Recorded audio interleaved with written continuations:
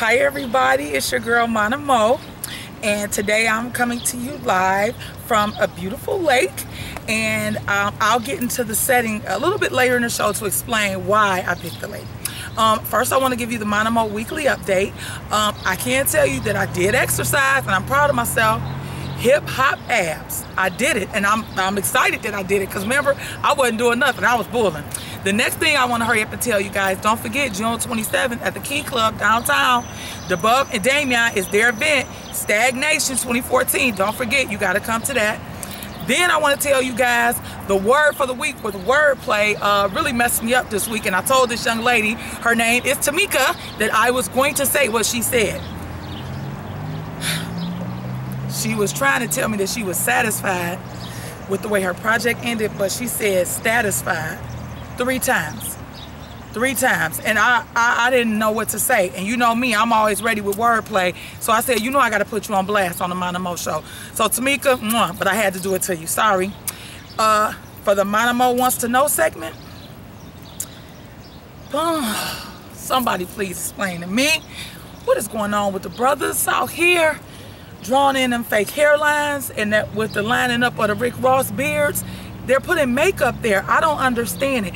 Almost like how Jermaine Jackson do on the side of his hair. I don't understand, and I'm looking for clarification. I am. If anyone wants to send that in to me and clarify, I'm ready. 313-766-8388. As you can tell, I didn't start with a song this week. 313-766 83 88. Okay, as you see, I have on my stunner shades, but I'm not going to remove them because now the show is getting ready to turn serious, which that is hardly ever me, but I have something special today. So the reason that I picked June for Relationship Month is because June 4th marks the 1st year anniversary of the death of my father, and I just felt like that was the most important relationship outside of my personal relationship with God that I've ever had. And so I felt that it would be appropriate if we go down that path a little bit, because I had several friends this summer lose their parent. I had 2 girlfriends lose their mothers, and then like 10 days later, my girlfriend that I grew up with forever lost her father. And so I just felt like we need to go ahead and go down through there. Last year, June 4th, 2013, I was in Orlando, and I had just landed in Orlando. Now I want to back up a little bit to tell you guys that my flight had got delayed. And on that morning, when I left for the airport, I chose not to wake my dad up because it was like 4:30 in the morning. So when I got to the airport and we found out our flight was going to be delayed an additional 3 hours, I called my dad from the airport, not knowing my father was dead at this point. Interestingly enough, my mother and my sister were on their way to Ohio to my niece's graduation, and none of us were there. When I got in Orlando, my cell phone wouldn't work, and it kept hitting different towers, and I couldn't understand what was going on. So we called Sprint, and they said, well, your phone keeps hitting the, Verizon towers. Long story short, they reset my phone. Once my phone got reset, I started getting these text messages. And I got a text message from my cousin, and it said, this is a grave day for the Moore family. I can't stop crying. I'm here if you need me. Immediately, my heart began to race, and I ran outside, and I started trying to call people. Well, I called my parents' house, and my husband answered my parents' phone. Now, at the time, my husband worked 7:35 to 4, and I couldn't figure out why he was answering my parents' phone. And I said, why are you answering my parents' phone? What is wrong? Where is my mama? Where is my daddy? Then I found out my father had passed. My aunt had came down the street to check on my dad because my other baby auntie was coming to take my dad out to her house, and he had already passed away.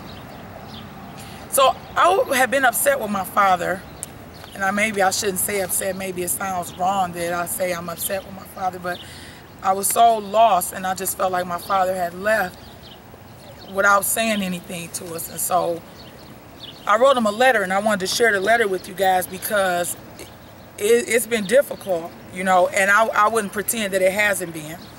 So I'm going to go ahead and share this letter with you guys. Before I start, I wanted to tell you the reason that I'm in front of a lake is because my father always went to the water for guidance, and he looked at it as a spiritual time between him and God. And so I chose to do this episode from the water because this was my father's thing. So this is the letter, and it says, Daddy, I am really not sure where I want to start. First, I think it's appropriate to say thank you for being the best father in the world to me and my siblings, and thank you for being the best husband to my mommy. I know that there are no strange happenings and law governs all events, but I am very upset that you decided to leave us when we were all gone. You sent me all the way to Orlando and my flight was delayed 3 hours. As I sat in the airport, I called you because I did not want to wake you up that morning. Unaware, as the phone rang, you were already dead. I have replayed June 4th, 2013 in my head every day, and I never imagined my life without you. I am at a loss right now and rather empty inside. You were my best friend, my first boyfriend, my teacher, and my guide. You taught me how to love God and know God first and trust God before any. You wiped away my tears and made me feel like a queen. You named me Imana Farah, as it means faith joy, because you believed in me. I miss you so much, and I can't get past this anger I have because I am mad at you for leaving us. There's a big hole in our hearts without you here. I can't seem to forgive myself for not waking you up that Monday morning, but it was way too early. I just feel so lost without you, and so does our family. My brother wants to call you every night at 11:30 but can't. My sister wants to hear your voice instigating a fight between us and watch you pick sides of who's winning. My mommy just wants her partner of 44 and a half years. I remember when I was little and your mom died. I saw how your heart was broken, and you were, and I know how that feels. Daddy, I don't want to be mad at you, but I just feel like you up and left us. Deep inside, I know you were not the same, and although you tried, I feel like your spirit left us a long time ago. You suffered in silence and said nothing simply because you were a soldier. I never wanted for anything. You are a provider, our king. I know in time we will heal, but the devastation is so real. And Daddy, it's been a year and I can't control my tears because I want to hear you.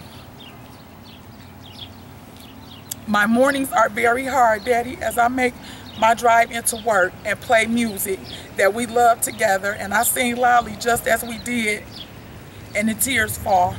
I'm lost without you, and I would give anything to speak with you one more time.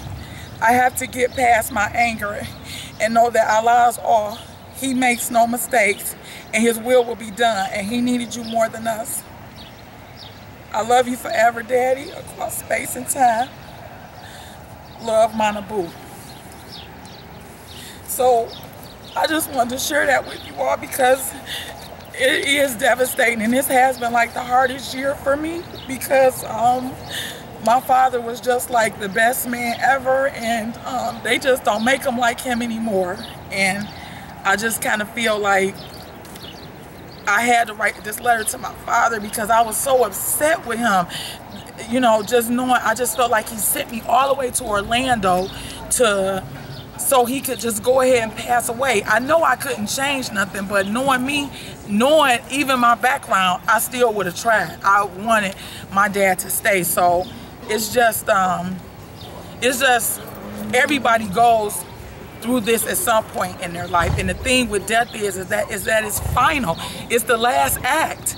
You know, it's that appointment that we all have to keep. We don't have any control over it. So, you know, it's just been rough. It's just been rough. So, with that note, I want to tell you all thank you for listening. I really appreciate it. And for next week's topic, it's about, do you have to lie to kick it? And that's one thing my dad always said, you don't never have to be fake. You don't need to be fake. Be yourself.